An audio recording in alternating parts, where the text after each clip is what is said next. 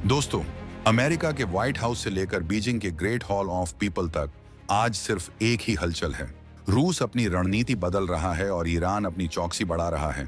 लेकिन इन सब के बीच दुनिया के नक्शे पर एक ऐसा धमाका हुआ है जिसने समंदर की लहरों का रुख ही पलट दिया है। भारत ने चीन के एक जानी दुश्मन देश के साथ मिलकर वो काम कर डाला है जिसके बाद चीनी हुकूमत हिली हुई है।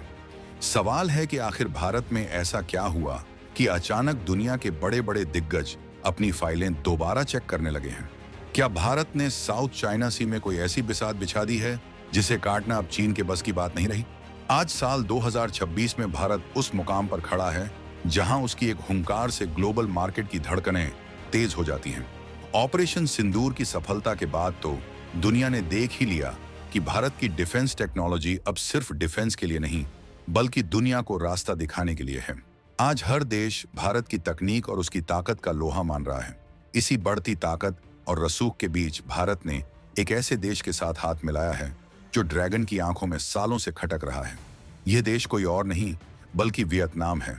वियतनाम और भारत के बीच हुई यह सुपर डील चीन के लिए किसी डरावने सपने से कम नहीं है, क्योंकि अब भारत सीधे उस मार्केट में घुस चुका है जहां कभी चीन का एक छित्र राज हुआ करता था। वियतनाम के राष्ट्रपति तो लाम जब भारत आए तो उनका स्वागत सिर्फ एक मेहमान की तरह नहीं बल्कि एक ऐसे रणनीतिक पार्टनर की तरह हुआ जो आने वाले वक्त में एशिया की तकदीर लिखने वाला है। नई दिल्ली के हैदराबाद हाउस में जो हाथ मिले उनकी गूंज बीजिंग तक सुनाई दे रही है। भारत और वियतनाम ने अपने रिश्तों को एनहांस्ड कॉम्प्रिहेंसिव स्ट्रेटेजिक पार्टनरशिप के उस लेवल पर पहुंचा दिया है जहां अब पीछे मुड़ने का कोई रास्ता नहीं है। राष्ट्रपति तो लाम ने खुद माना कि आज की तारीख में भारत दुनिया के लिए इनोवेशन और डेवलपमेंट का सबसे बड़ा केंद्र बन चुका है। उनकी बातों में जो आत्मविश्वास था वो बता रहा था कि वियतनाम के लिए भारत अब उसकी विदेश नीति में सबसे ऊपर है।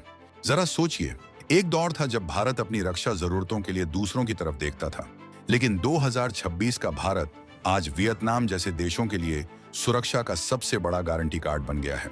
इस सुपर डील में सिर्फ हथियार नहीं है बल्कि इसमें वो डिजिटल ताकत भी शामिल है जिसने भारत की अर्थव्यवस्था को रॉकेट बना दिया है। यूपीआई यानी यूनिफाइड पेमेंट इंटरफेस अब वियतनाम की सड़कों पर भी उसी तरह दौड़ेगा जैसे दिल्ली या मुंबई में दौड़ता है। इसके लिए भारतीय रिजर्व बैंक और स्टेट बैंक ऑफ वियतनाम के बीच जो कागजों पर दस्तखत हुए हैं वो असल में चीन के डिजिटल दबदबे पर एक बहुत बड़ी चोट है।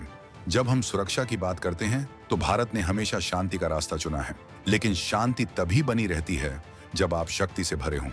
प्रधानमंत्री नरेंद्र मोदी ने उस भावुक पल को भी याद किया जब अप्रैल 2025 में पहलगाम में एक बहुत बड़ा हमला हुआ था।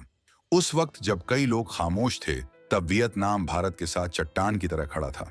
यह दोस्ती उस वक्त परखी गई जब भारत मुश्किल में था और आज वही विश्वास इस सुपर डील की सबसे बड़ी नींव है। दोनों देशों ने कसम खाई है कि वे किसी भी तरह की सुरक्षा चुनौती और शांति भंग करने वाली ताकतों के खिलाफ एक होकर लड़ेंगे। यह मैसेज बहुत साफ है कि अब इंडो पैसिफिक रीजन में मनमानी करने का दौर खत्म हो चुका है।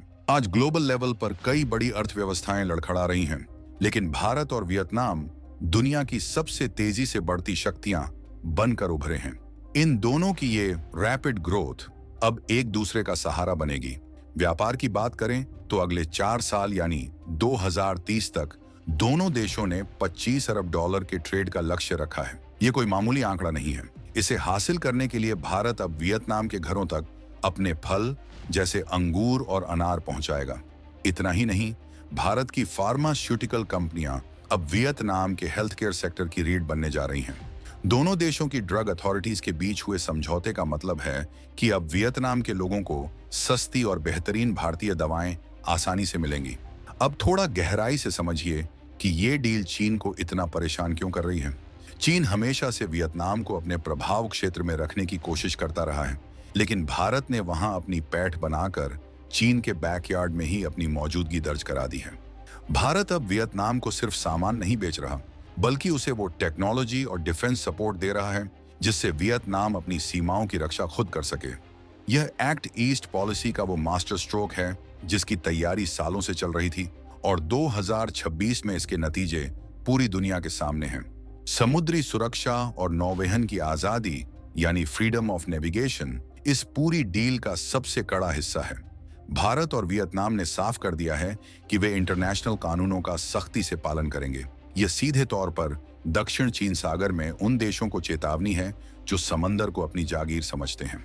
भारत के डिफेंस इक्विपमेंट्स और सुरक्षा का अनुभव अब वियतनाम की सेना को और ज्यादा धार देगा। जब दो मजबूत देश एक ही विजन के साथ समंदर की लहरों पर पहरा देंगे तो किसी तीसरे की घुसपैठ की गुंजाइश अपने आप खत्म हो जाएगी। सिर्फ व्यापार और हथियार ही नहीं, भारत और वियतनाम का रिश्ता तो रूहानी है, सदियों पुराना है। राष्ट्रपति तो लाम ने अपनी यात्रा की शुरुआत बोधगया से की, जो यह बताने के लिए काफी है कि वियतनाम के दिल में भारत के लिए कितनी श्रद्धा है। आपको जानकर हैरानी होगी कि जब पिछले साल भारत से पवित्र बौद्ध अवशेष वियतनाम भेजे गए थे तो वहां की 15% आबादी यानी करीब 1.5 करोड़ लोग उनके दर्शन के लिए उमड़ पड़े थे। ये आंकड़ा दिखाता है कि हमारे बीच की बॉन्डिंग कितनी गहरी है। भारत अब वियतनाम की प्राचीन चंपा सभ्यता के मंदिरों का जीर्णोद्धार भी कर रहा है। ये मंदिर सिर्फ पत्थर की इमारतें नहीं बल्कि हमारी साझा विरासत के गवाह हैं। डिजिटल इंडिया और प्राचीन चंपा सभ्यता का यह मेल एक अनोखा प्रयोग है।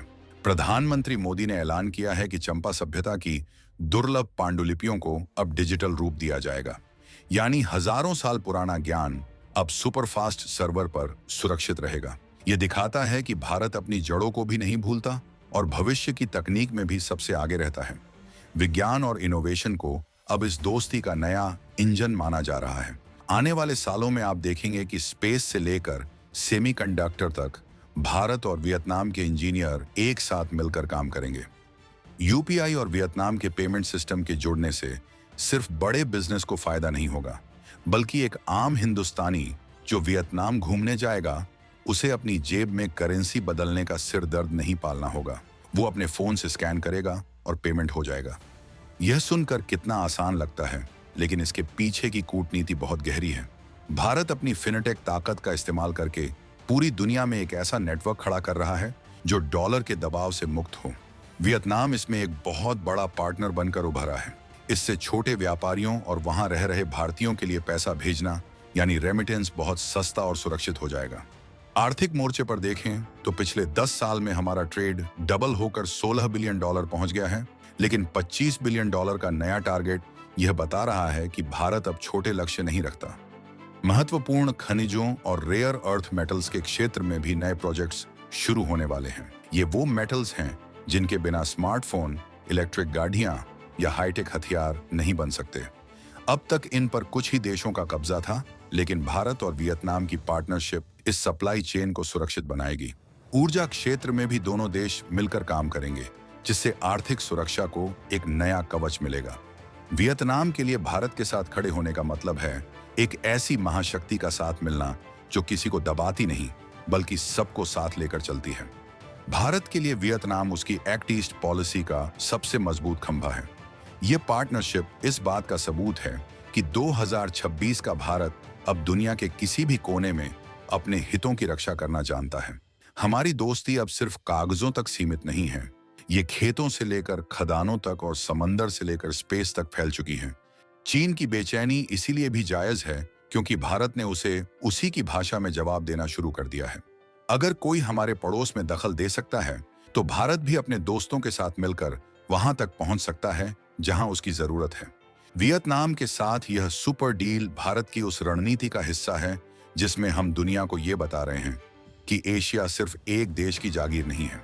यहाँ हर देश की अपनी संप्रभुता है और भारत उस संप्रभुता का सबसे बड़ा रक्षक बनकर उभरा है।